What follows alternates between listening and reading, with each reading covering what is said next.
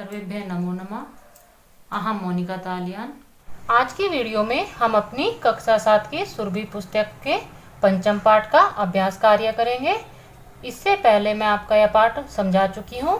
यदि आपने वह वीडियो नहीं देखी है तो आप पहले उसको देख लीजिए, क्योंकि यदि आप अपने पाठ को पहले पढ़ लेते हैं और समझ लेते हैं तो उसके बाद आप अपने प्रश्नों को और भी आसानी से हल कर सकते हैं। यहाँ पर प्रश्न संख्या 1 है आपकी, पठन्तु लिखन्तु च आम अथवा ना। यहाँ पर आपको जो इन्होंने वाक्य दिए हुए हैं उनको आपको पढ़ना है और उनको समझने के बाद आपको उनके सामने आम अथवा ना लिखना है। आम का अर्थ होता है हाँ, ना का अर्थ होता है नहीं। यह वाक्य आपके पाठ के अनुसार ही आपको सही या गलत जानने हैं। आप इन वाक्यों को अपने अनुसार नहीं करेंगे, आप इनको अपने पाठ के अनुसार ही करेंगे। यदि यह वाक्य आपके पाठ में सही है तो आप इनके सामने आम लिखेंगे। यदि यह वाक्य आपके पाठ के अनुसार गलत है तो आप इनके सामने ना लिखेंगे। आपका पहला वाक्य है, खलस्य विद्या ज्ञानाय भवति। दुर्जनों की विद्या ज्ञान के लिए होती है। यह वाक्य आपके पाठ के अनुसार गलत है तो इसके सामने आप ना लिख दीजिए, क्योंकि दुर्जनों की विद्या हमेशा झगड़े के लिए होती है, ना कि ज्ञान के लिए। सज्जनाः धनम प्राप्य दानम अपि कुर्वन्ति। जो सज्जन लोग होते हैं वह धन को प्राप्त करके दान भी करते हैं। यह वाक्य आपका सही है तो आप इसके सामने आम लिख दीजिए। अयम मम अस्ति सः परकीयः अस्ति इति उदारजनाः चिन्तयन्ति। यह मेरा है, वह दूसरे का है। इस प्रकार जो उदार हृदय वाले होते हैं वह सोचते हैं। यह वाक्य आपके पाठ के अनुसार गलत है, क्योंकि ऐसा जो सोचते हैं वह आपके लघु चेत साम यानी कि छोटे हृदय वाले सोचते हैं, ना कि उदार जनाः। तो आप अपने वाक्य के सामने ना लिख दीजिए। सज्जनानां संगत्याः मानवस्य उन्नतिः कुर्वन्ति। जो अच्छे लोगों की संगति होती है उससे मानवों की उन्नति होती है। यह वाक्य आपका सही है तो आप इसके सामने आम लिख दीजिए। विदुषां कृते प्रत्येकं स्थानं विदेशः इव भवति। जो विद्वान लोग होते हैं उनके लिए हर स्थान विदेश ही होता है या विदेश के समान ही होता है।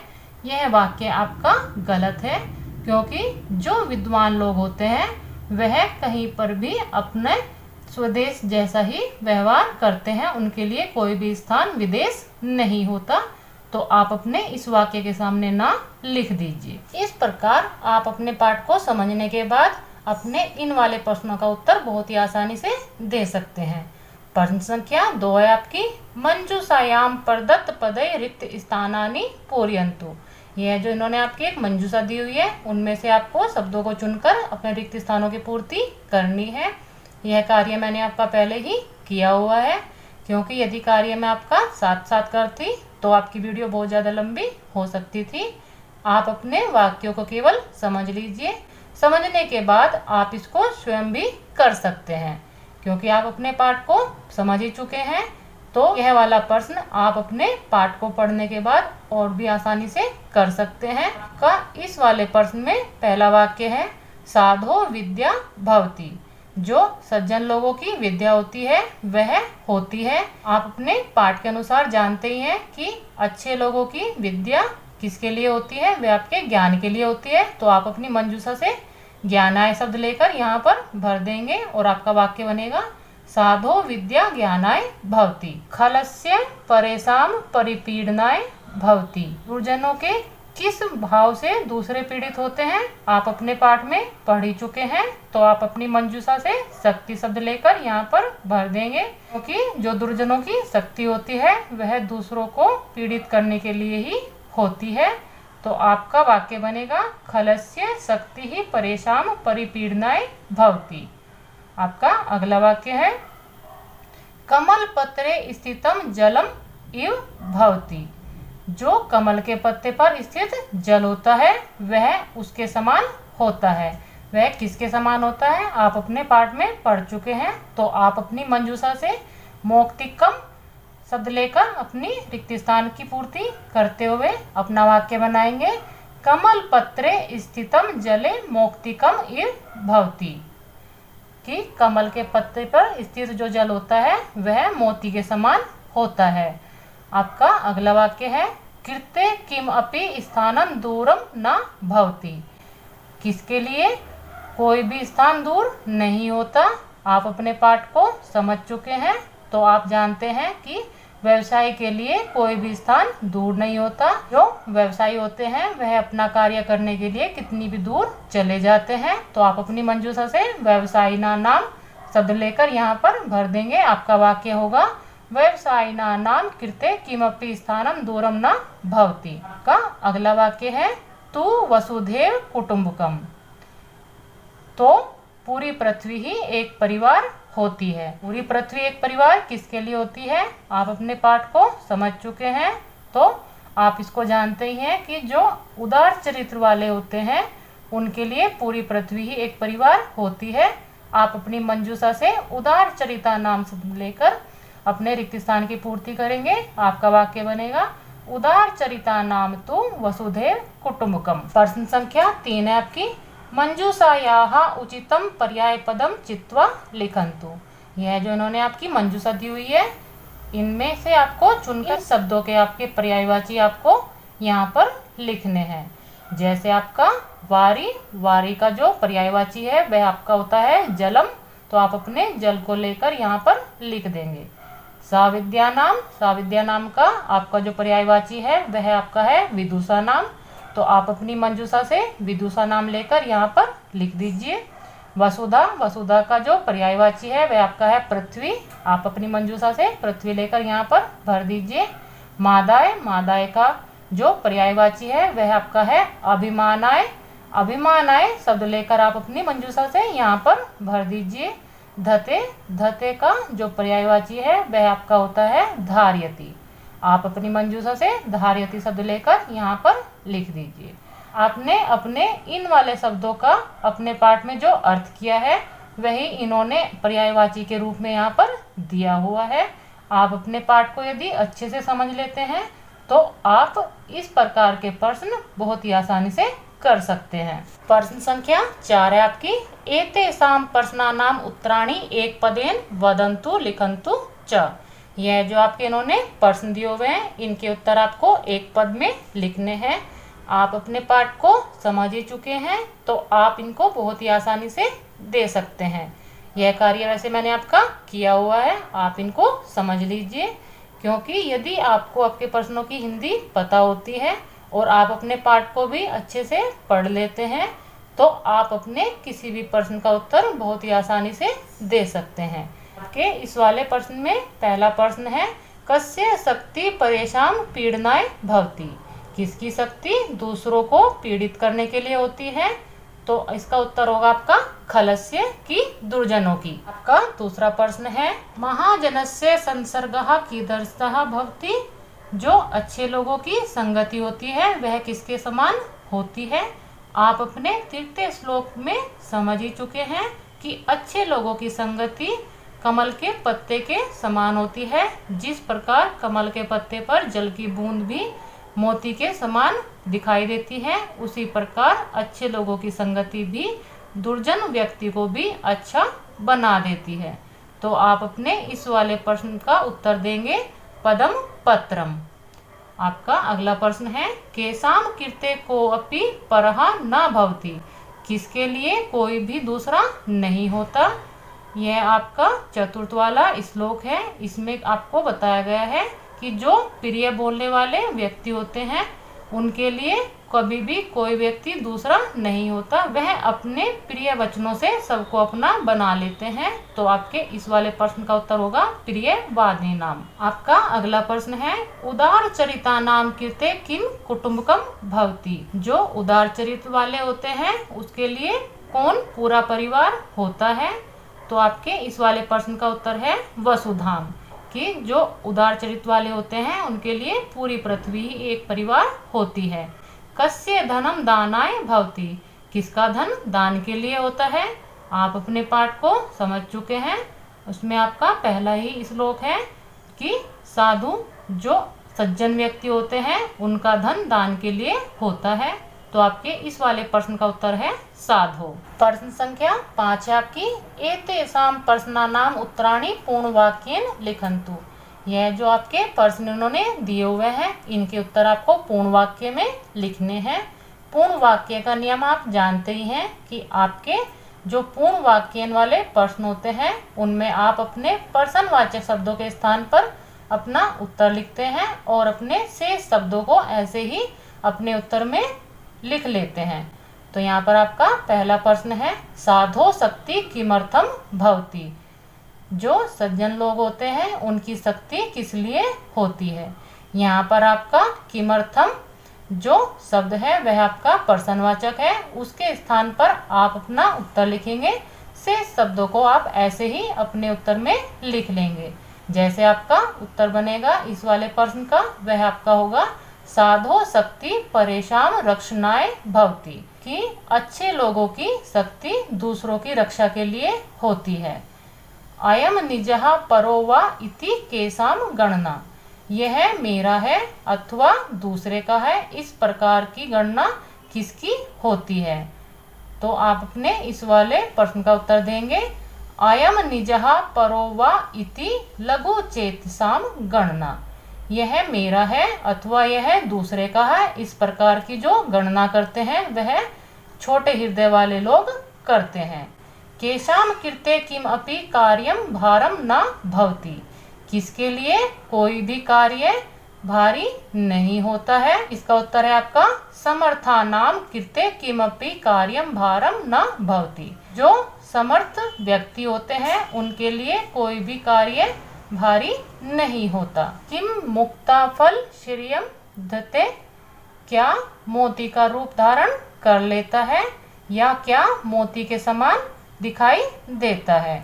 तो आपके इस वाले प्रश्न का उत्तर दो प्रकार हो सकता है, जिस प्रकार आपकी शिक्षिका चाहे आप उसको ही करें, लेकिन मैंने आपका इसका उत्तर दीर्घ रूप में ही लिया है, जो है आपका पदम पत्र स्थितम वारी मुक्ता फल श्रियम धते, कि पत्ते पर स्थित जो जल होता है वह मोती का रूप धारण कर लेता है। यदि आप अपने उत्तर में चाहें तो यहाँ से जो वारी शब्द है इससे भी आप अपने उत्तर को शुरू कर सकते हैं कि वारी मुक्ता फल श्रियम धते, जल मोती का रूप धारण कर लेता है। आप अपने इस वाले प्रश्न का उत्तर अपनी शिक्षिका के अनुसार ही करेंगे। कस्य धनम दानाय भवति, किसका धन दान के लिए होता है। आप अपने पाठ को बहुत अच्छे से समझ चुके हैं, तो यह आप जानते ही हैं कि जो सज्जन व्यक्ति होते हैं उसका धन दान के लिए होता है। आपके इस वाले प्रश्न का उत्तर होगा साधो धनम दानाय भवति, कि सज्जनों का धन दान के लिए होता है। यहाँ पर आप पूर्ण विराम भी लगा लीजिए। प्रश्न संख्या 6 आपकी, स्थूल पदम आधृत्य प्रश्न निर्माणम कुर्वन्तु। यह जो आपके इन्होंने स्थूल पद दिए हुए हैं उनके स्थान पर आपको अपने प्रश्नवाचक शब्दों का प्रयोग करके अपने वाक्यों का प्रश्न निर्माण करना है। आप इसका नियम जानते ही हैं कि जो आपके स्थूल पद हैं वह आपके जिस वचन, जिस विभक्ति या जिस लिंग के अनुसार होंगे उसके ही अनुसार आप अपने किम सर्वनाम के वचन, विभक्ति और आपके लिंग का प्रयोग करेंगे। उससे अलग जो आपके अव्यय प्रश्नवाचक आपके शब्द होते हैं उनका भी आप ध्यान रखेंगे। आपका पहला इसमें वाक्य है खलस्य धनम मादाय भवति। इस वाले वाक्य में आपका धनम स्थूल पद है, उसके स्थान पर आप अपने किम का प्रयोग करेंगे, क्योंकि जो धनम शब्द है वह आपका द्वितीय विभक्ति एक वचन का शब्द है, तो आप उसके स्थान पर किम का प्रयोग करेंगे। तो आपके किम सर्वनाम में द्वितीय विभक्ति एक वचन का शब्द है, तो आपका प्रश्नवाचक वाक्य बनेगा खलस्य किम मादाय भवति। आप अपने इस वाले वाक्य में प्रश्नवाचक चिन्ह जरूर लगाएं। महाजनस्य संसर्गः उन्नतिकारकः भवति। इस वाले वाक्य में महाजनस्य आपका स्थूल पद है, इसके स्थान पर आप कस्य का प्रयोग करेंगे, क्योंकि जो आपका महाजनस्य शब्द है वह आपका षष्ठी विभक्ति एक वचन का शब्द है। तो आप अपने किम सर्वनाम से षष्ठी विभक्ति एक वचन का ही शब्द लेंगे। आपको अपने लिंग अनुसार भी ध्यान रखना है।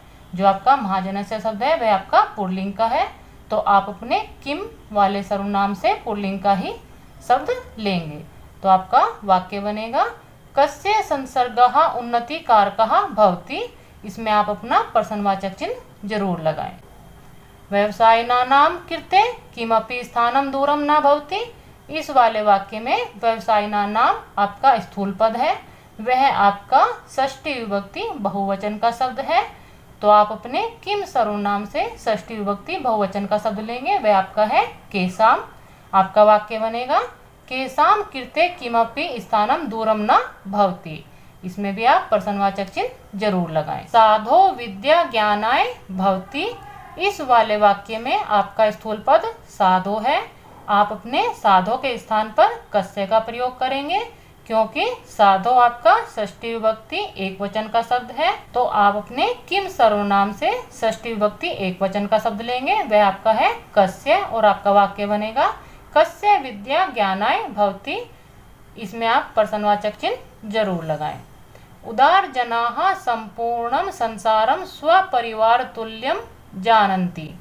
इस वाले वाक्य में आपका उदार जनाः आपका स्थूल पद है, वह आपका प्रथमा विभक्ति बहुवचन का है। तो आप अपने किम सर्वनाम से प्रथमा विभक्ति बहुवचन का ही शब्द लेंगे, जो आपका पुल्लिंग का है, वह है आपका के।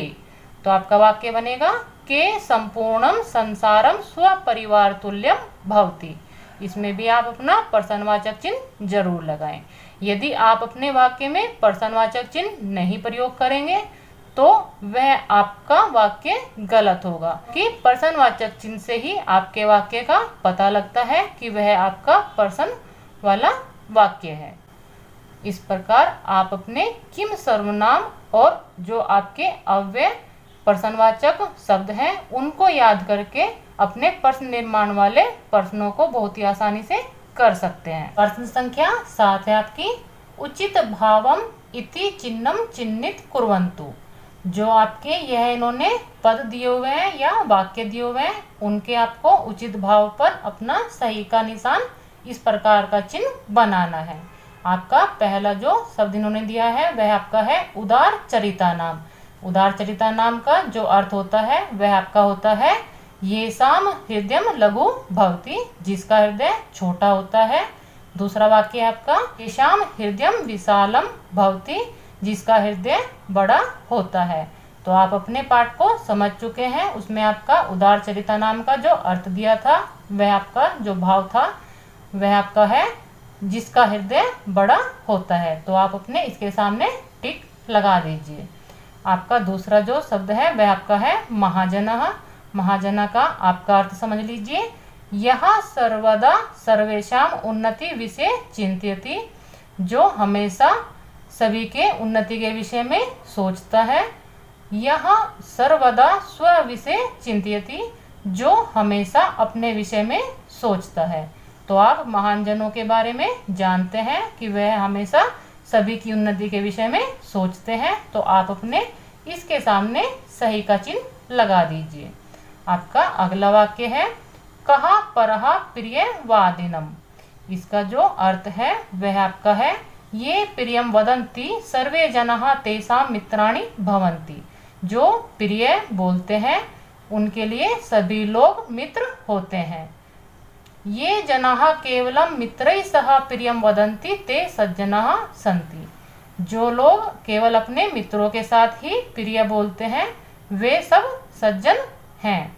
आप अपने इन दोनों वाक्यों के भाव से समझ ही चुके होंगे कि जो सभी के साथ प्रिय बोलते हैं और उनके सभी मित्र होते हैं, आपकी इस वाली पंक्ति का भाव यही है। वो आप इसके सामने सही का निशान लगा दीजिए। यह आपका मूल्यात्मक प्रश्न है, यह आपको स्वयं ही करने होते हैं। आप इनको केवल समझ लीजिए, क्योंकि इनको समझने के बाद आप इनको आसानी से कर सकते हैं। यहाँ पर आपका है भवान भवती ज्ञानम प्राप्य अन्येषाम उपकाराय किम किम करिष्यति। भवान भवती के बारे में आप जानते ही हैं। जो भवान शब्द है वह आपका पुल्लिंग के लिए और भवती आपका स्त्रीलिंग के लिए प्रयोग होता है। इन दोनों का एक ही अर्थ होता है, वह होता है आप।